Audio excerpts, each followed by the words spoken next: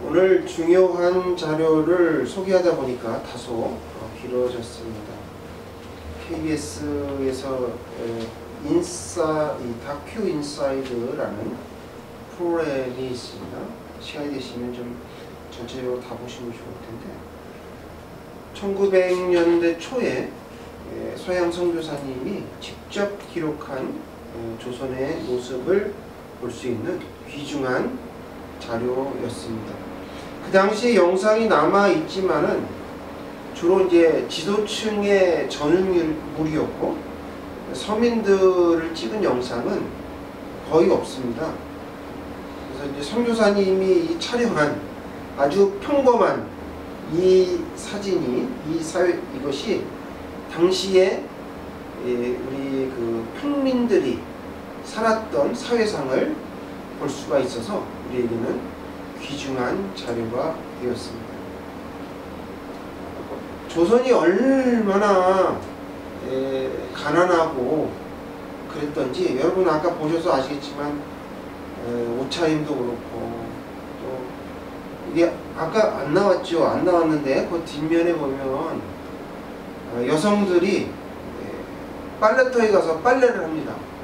우리나라의 옷이 다 전부 흰색이었기 때문에 그렇게 해서 빨래를 하고, 또 빨래가 하면 그 이제 꼬맸던 것이 터지고 그러면 다시 그거를 꼬매는, 그러니까 그런 일들로 모든 에너지를 허비했던 그런 경우가 있습니다. 또 어떤 어린아이는 그 주전자로 된 걸로 해서 우물에 물을 기르다가, 또 물동이는 또 얼마나 큰지 그 어린아이가 그 큰 물동이를 이고 뒤뚱뒤뚱 걸어가는 모습을 볼 때 정말 눈시울이 뜨거워졌습니다.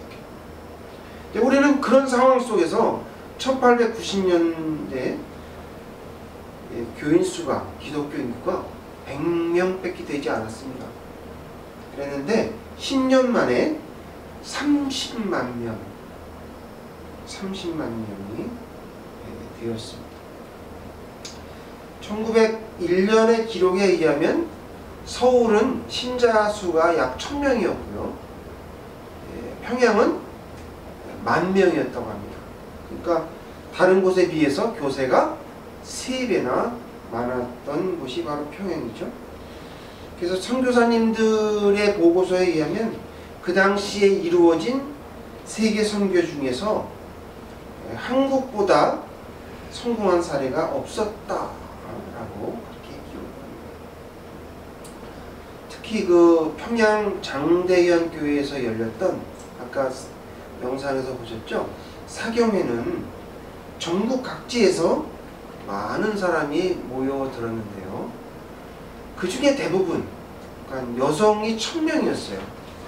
1000명이 되었습니다. 전라남도 목포에서 오고, 함경북도에서도 오고, 항해도에서도 오고 했죠. 그 당시에 뭐 교통이 좋았겠습니까? 좋지 않아서 그 천리길을 마다하고 전부 대부분이 다 걸어왔어요. 이틀씩 3일씩 걸려서. 조금 나은 사람은 뭐 소 달구지에서 어떻게 온 사람도 있기는 하겠지만 어쨌든 대부분이 걸어서 그곳에 왔죠. 또 10일 동안 뭐 여관이 있었겠습니까? 또 식당이 있었겠습니까? 먹을 것과 잘 것을, 이불을 머리에 이고 그렇게 가히 뭐 거의 피난민 수준이죠. 그렇게 해서 왔습니다.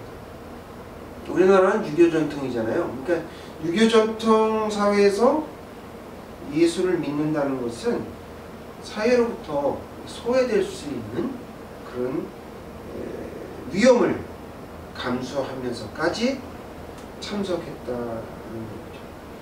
어떻게 이렇게 많은 여성이 참석했을까요? 거의 미스터리에 가까운 사건입니다. 이 하루 이틀 한 게 아니잖아요. 12일간이라는 이 시간 동안에 아마도 쫓겨날 각오를 했을 겁니다. 여성이 천대받던 시절 많은 어려움이 있었지만 이 여성들 용기와 열정을 가졌고 아무도 이들을 막을 수가 없었습니다.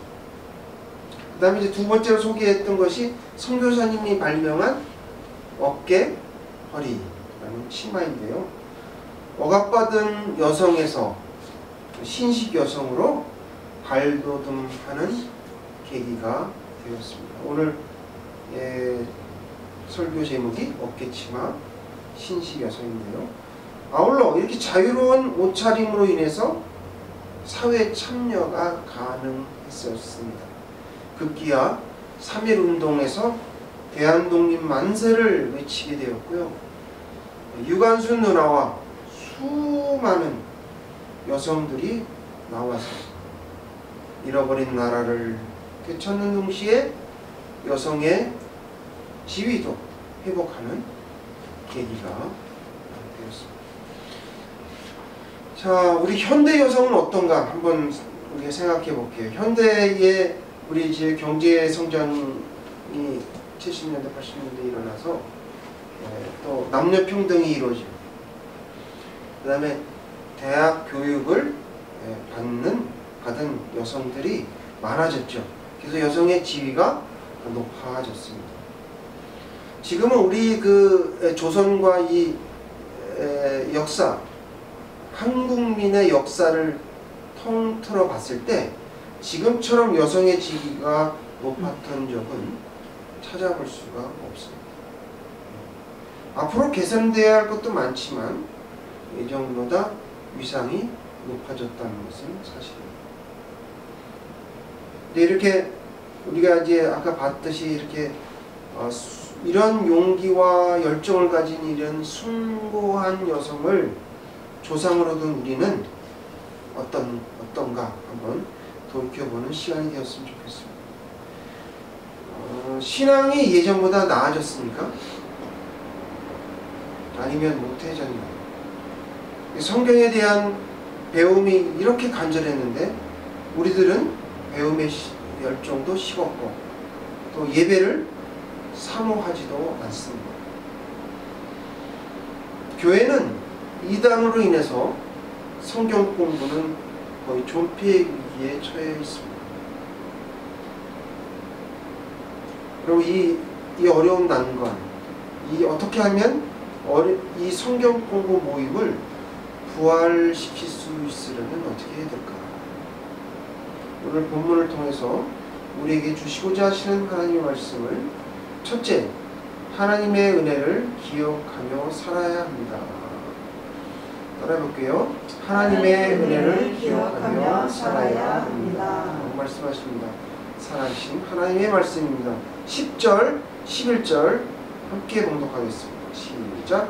그들이 하나님의 언약을 지키지 아니하고 그의 율법 수행을 거절하며 여호와께서 명하신 것과 그들에게 보이신 그의 기이한 일을 잊었도다. 아멘. 오늘 보신 시편 78편은 마스길이라고 하죠. 이거는 이제 교훈이라는 뜻이에요.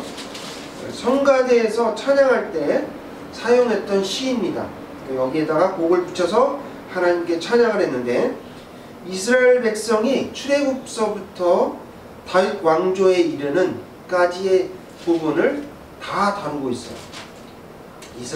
근데 이제 크게 내용을 두 부분으로 나누면은 하나는 이스라엘에게 크고 놀라운 은혜를 하나님이 베푸셨고 복을 베푸셨다라는 그런 기록이 있고, 그 다음으로는 그와 같은 하나님의 사랑을 받았음에도 불구하고 하나님을 배반하고 완악했던 이스라엘 백성들을 이렇게 질타하는 그런 내용이 나옵니다.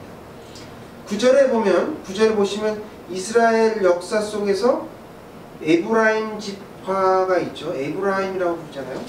에브라임 지파를 들어서 이제 말씀하시는데, 에브라임은 어떤 사람입니까? 에브라임은 요셉의 아들들 중에 둘째 아이죠. 둘째 아이. 나중에 야곱이 축복을 할 때 어떻게 해요? 이렇게 가로로 이렇게 하죠. 그래서 에브라임이 장자의 직분을 받게 되는 그런 일이 일어나죠. 그래서 이 에브라임 지파는 12지파의 대표격이에요. 대표격이었고 영향력을 행사했습니다. 그래서 이 에브라임 지파 중에서 유명한 사람이 나온 사람이 누군가 봤더니 여호수아, 그 다음에 사사 드보라, 또 사무엘, 이런 사람들이 에브라임 지파입니다. 근데 67절에 보면 이런 말씀이 있죠. 요셉의 장막을 버리시며 에브라임 지파를 택하지 아니하신다 라고 하셨습니다. 이 말씀은 처음에는 장자의 직분을 주셨다가 나중에 그 복을 거두신다, 이 말씀은 우리에게 주어진 사명을 우리에게 주셨는데 이 사명들을 감당하지 않으면 은사와 재능을 하나님께서 거두시겠다, 이런 의미입니다. 경북 안동에 가면 한 마을이 있는데요. 그 한 마을에 남씨 집성촌이 있습니다. 남씨들이 이렇게 많이 사는 그런 곳이 있는데 2012년도에 여기에 전국 각지에서 남씨 집안 사람들이 다 모였어요. 3355 한복을 입고 삼복 더위에도 남녀노소 할 것 없이 다 모였습니다. 이유인즉슨 남씨 문중에서 대대적으로 내려오는 제사가 있었는데 이것이 아주 재밌죠. 60년에 한 번 열리는 제사예요. 60년에 한 번. 그러니까 2012년에 열렸으니까 나중에 언제 모입니까? 60을 더하면 2072년도에 모인다는 거죠. 근데 그 사이에 죽는 사람이 있을까요? 없을까요? 죽겠죠. 있겠죠. 근데 왜 그렇게 60년에 한 번씩 모이는지, 누구를 기리는 제사인지, 딱 7번밖에 안 된대요. 지금 7번밖에 안 돼요. 420년 동안, 400년이죠. 그 유래를 알아보니까 1592년 임진왜란이 일어났을 때 4월에 부산포에서 일본군이, 왜군이 올라왔잖아요. 그래갖고 쳐들어왔는데 불과 사흘 만에 한양이 함락됩니다.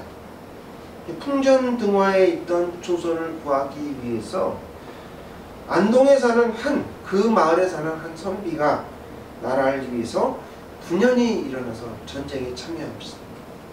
근데 그는 불과 결혼한 지 한 달밖에 되지 않았어요. 근데 사랑하는 아내를 두고 왜군을 물리치러 나갔다가 장렬하게 전사하였습니다. 그 은구가 고향에 돌아오자 남씨 문중에서는 이 가륵한 선비를 우리가 대대로 기억해야겠다고 여기서 60년 만에 한 번씩 제사를 드리기로 이렇게 문중이 약속을 한 거예요. 그래서 400년마다 400년이 지난 지금까지 이 제사는 계속되었고요. 앞으로도 계속될 예정입니다. 놀랍죠? 사람의 일도 이렇게 오랫동안 기억을 하는데 어찌 하나님의 은혜를 이렇게 저버리고 살 수 있겠습니까? 근데 성경은 이스라엘 백성이 하나님의 은혜를 저버렸다라고 얘기합니다. 그러므로 하나님의 은혜를 기억하며 살아야 한다라고 말씀하십니다. 둘째로 거룩한 성도로 하나님께 소망을 두어야 합니다. 따라해 볼게요. 거룩한 성도로 하나님께 소망을 두어야 합니다. 거룩하신 하나님의 말씀입니다. 7절을 다 같이 읽겠습니다. 시작. 그들로 그들의 소망을 하나님께 두며 하나님께서 행하신 오직 그의 계명을 지켜서. 예, 하나님께서 행한 일을 잊지 아니하고. 자, 어떻게 여러분 출애굽기를 보면서 좀 이상하게 생각한 거 없으십니까? 어떻게 만나와 메추라기를 먹으면서 40년간을 광야에서 살 수 있냐 이거죠. 응? 그러면서 어떻게 옷이 하나도 헤어지지 않았어요. 낡지 않았어요. 오랫동안 이렇게 사막에서 사는 것이 가능합니까? 불가능합니다. 저는 출애굽기를 읽으면 읽을수록 의문에 의문이 듭니다.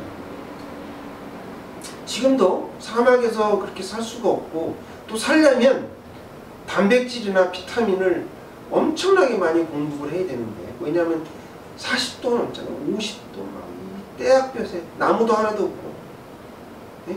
이게 비쳐가지고 얼굴에 이렇게 시커멓게 탔던데, 그런 모든 것들을, 네? 그래서 가축이 죽잖아요. 그래서 사막에서는 생존하는 게 거의 없죠. 그러니까 많은 사람이 죽을 수도 있는데 어떻게 한 명도 다쳤다는 이야기가 출애굽기에 없습니다. 24절에 볼까요? 24절에 이런 말씀이 나옵니다. 그들에게 만나를 비같이 내려 먹이시며 하늘 양식을 그들에게 주셨나니. 자, 어느 열조에게도 이런 만나를 주신 적이 없어요. 오직 이때만 주셨는데 하늘 양식 만나를 먹이셨다라고 기록합니다.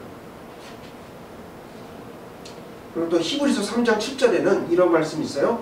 성령님이 말씀하셨듯이 오늘 우리가 주의 음성을 듣거든 너희 조상처럼 거역하지 말고 너희 마음을 완고하게 하지 말라. 이렇게 히브리서 3장 7절 8절에 말씀하죠. 이게 여기 아까 거룩한 성도라고 말씀드렸는데 성경에는 거룩하신 하나님 굉장히 많이 나오죠. 들어보셨죠? 또 거룩한 교회, 또 거룩한 백성, 이런 말이 많이 나옵니다. 여러분 이제 거룩하다라는 뜻을 좀 분명히 알아야 될 것 같습니다. 왜? 많이 나오니까.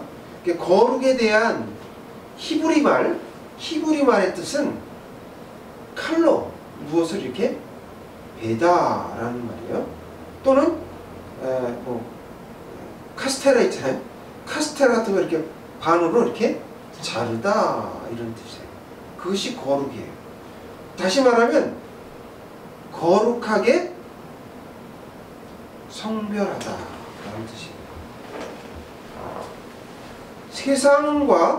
세상에서 구분하여 가지고 세상과 같이 되는 게 아니라 세상을 구분해서 하나님께 드림이 되었다, 그런 말입니다. 우리는 교회를 성전 또는 거룩한 집이라고 말하죠. 우리가 이 건축에 들어간 그러한 자재가 특별해서가 아니죠. 하나님을 위해서 거룩하게 구별되었기 때문에 그렇습니다. 거룩한 교회가, 우리도 여기 보면 이 의자는 어떤 의자인가? 세상 것과 별 차이가 없고, 이 데스크 이것도 별 차이가 없는데 하나님께서 성별하여 여기에 오게 하셨기 때문에 여기에 있는 모든 집기조차도 모두 거룩한 것이다, 이렇게 말씀하십니다. 이 진리는요, 옛날이나 지금이나 변함이 없어요. 변함이 없습니다. 그럼 다른 곳에서는 용납할 수 있는 어떤 행동이 있다면 그건 가능하겠지만 그런 행동들을 교회 안에서 하게 되면 안 된다. 교회 안에는 제약이 허용되지 못하는 것이 많다, 이런 거죠.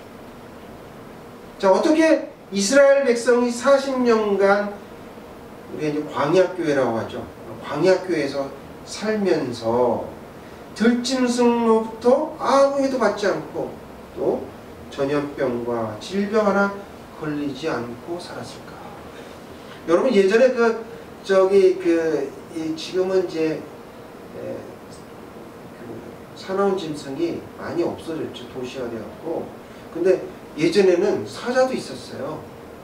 이스라엘에도 사자가 있었고 거기 이 사막에도 다 무서운 짐승들이 다녔습니다. 코끼리도 다닙니다, 여러분.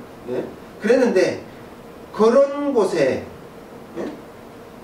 나중에 출애굽기에 보면 하나님이 10가지 재앙 중에서 뭐가 있어요? 역병이 있잖아요. 역병. 우리 50절에도 나와 있잖아요. 지금 78편 50절에도 나와 있잖아요.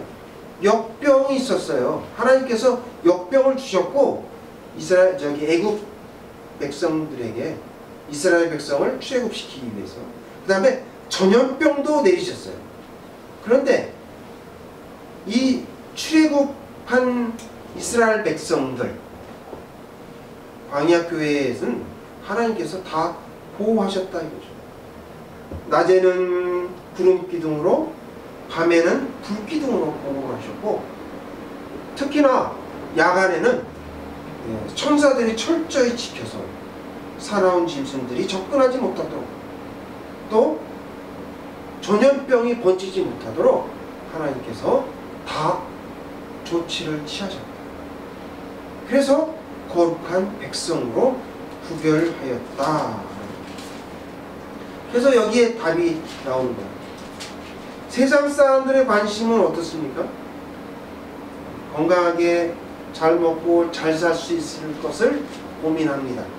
그래서 어떤 사람은 좋은 약과 음식을 구하려고 무지 애를 쓰죠. 백방으로 수소문해서 비싼 가격을 내고 산삼도 구입하고 장례삼도 구입해서 먹습니다.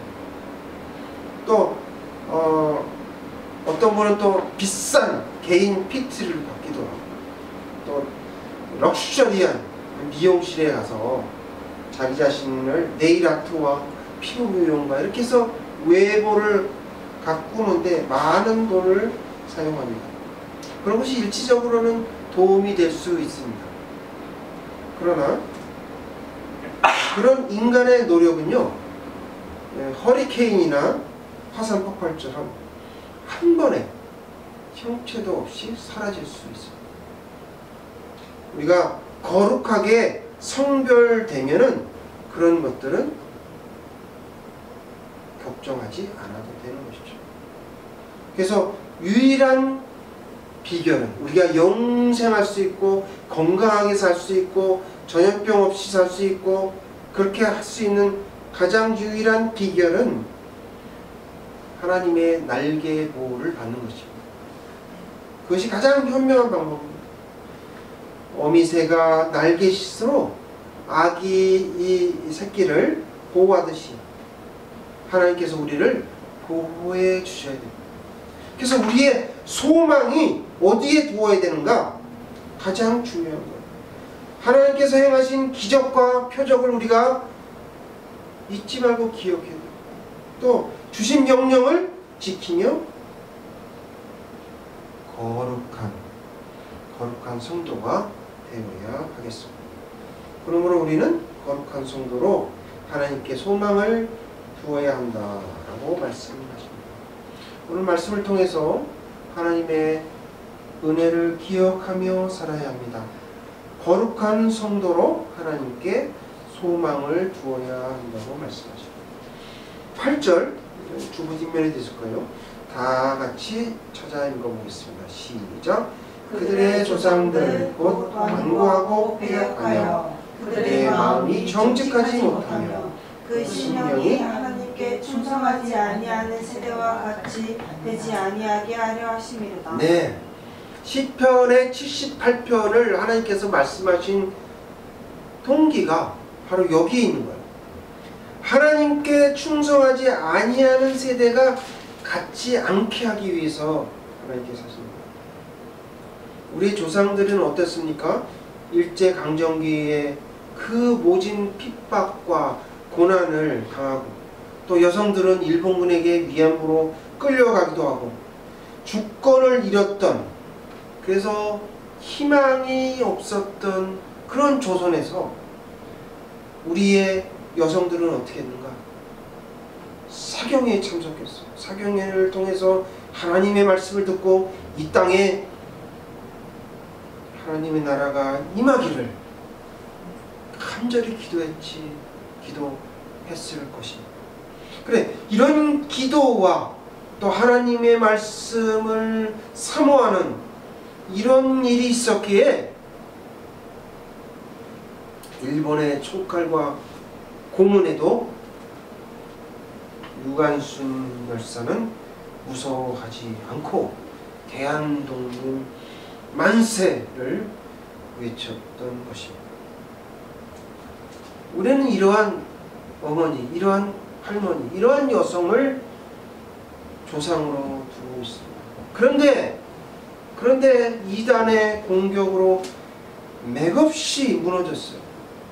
성경 공부는 이제 더 이상 하지 않고 우리가 계속 이런 일을 하지 않으면 제일 좋아하는 사람이 누구일까요? 사단입니다. 사단을 도와주는 거예요. 앞으로 우리 다음 세대에서 우리 세대를 보고 뭐라고 얘기할까요?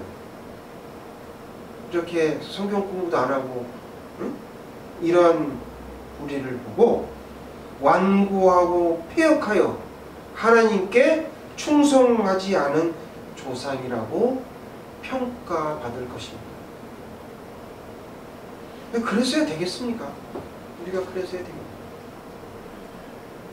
이 땅에 다시 성경 공부 모임이 부활하기를 간절히 소망합니다. 신천지나 이단들이 한국교회를 망쳐놓기는 했습니다.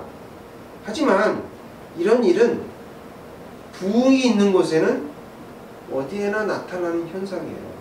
1720년도에 미국에 대각성 운동이 일어났을 때 어떤 일이 벌어졌습니까? 나중에 이단이 생겼잖아요. 그 대표적인 두 개의 이단이 누굽니까? 여러분 잘 아시죠? 흰 옷 입고서 외국 사람이 막 와가지고 영어로 막 한국말로 이렇게 했던 몰몬교잖아요. 몰몬교. 또 누구예요? 지금도 영향이 있어서 계속 영향력이 이단 중에서도 큰 여호와 증인, 이 사람들이 다 전부 그때에 만들어졌던 것이죠. 부흥의 물결 뒤에는 사단의 회방이 있는 것입니다. 그래서 이거는 자연스러운 현상이에요. 그러니까 우리 속담에 있잖아요. 구더기 무더워서 장 못 닦느냐. 그들 때문에 우리가 성경 공부를 소홀히 해서는 안 돼요. 오직 성경 공부만이 이렇게 이 세속화된 세대를 이길 수 있는 단 한 가지의 방법이다. 아까도 말씀드렸듯이 어떤 음식이나 약도 우리를 건강하게 할 수가 없습니다.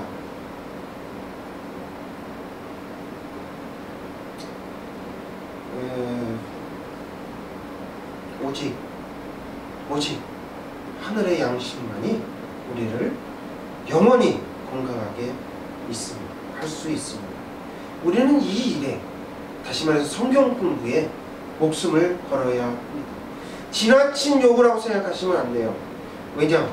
성경 공부는 우리의 생명과도 같기 때문에, 생명의 샘물이기 때문에. 여러분 설교를 들으시면서 행복하십니까? 행복해야 되는데. 다른 가수들이 싸이나 이런 공연장에 가면 사람들 엄청 행복해 하던데, 설교를 들으면서 행복해야 되는데, 행복하시려면 여러분의 노력이 필요합니다. 성경을 읽으셔야 됩니다. 성경에 대한 주변 지식을 배우셔야 됩니다. 성경의 지리에 대해서 좀 아시고, 또 우리 한국 교회사나 세계 교회사에 어떠한 일이 있었는가, 이런 것도 좀 공부를 해야 되고, 또 그래야 성경의 묘미를 알 수 있다는 것이죠. 중국 쿵민에 가면요, 여러분 중국 쿵민이 어디 있냐면 윈난성 쪽에 있는데, 중국의 저쪽 그 베트남과 비슷한 쪽의 끝에 같이 이렇게 경계선에 있습니다. 거기에 가면 이렇게 신라의 왕릉처럼 이런 구릉들이 수십 개가 있어요. 거기에 아주 장관이 펼쳐지는데 노란 유채꽃이 엄청나게 많이 피어 있습니다. 길을 가다가 유채꽃이 너무 많이 피는 걸 우리가 볼 수가 있어요. 근데 어느 한 높은 구릉의 계단을 따라서 이렇게 올라가면, 힘들게 올라가야 되겠죠. 힘들게 올라가면 그 광경이 참 장관입니다. 왜 그들이 힘들게 이렇게 그 위에까지 올라가는 이유를 우리가 알 수가 있는 거죠. 성경도 마찬가지예요. 단계가 있어요. 우리가 이 평지를 걷기만 하시면 그 보는 그 시야는 얼마 되지 않는데, 높은 단계에 올라가면 우리가 그 하늘도 보고 더 넓게 펼쳐진 그 아름다운 유채꽃을 볼 수가 있습니다. 성경을 공부하면 공부할수록 이렇게 신비롭고 오묘한 것이죠. 정상에 오르는 사람만이 얻을 수 있는 그런 기쁨이 있습니다. 우리 교회도 성경 공부 모임이 불붙듯 일어났으면 좋겠습니다. 예전에 우리 선조처럼 그 부흥의 주역이 다름이 아닌 여성이 되었으면 좋겠습니다. 성경 공부를 사모하는 사랑의 나눔교회 성도님들이 다 되시기를 주님의 이름으로 축원합니다. 다 같이 기도하시겠습니다.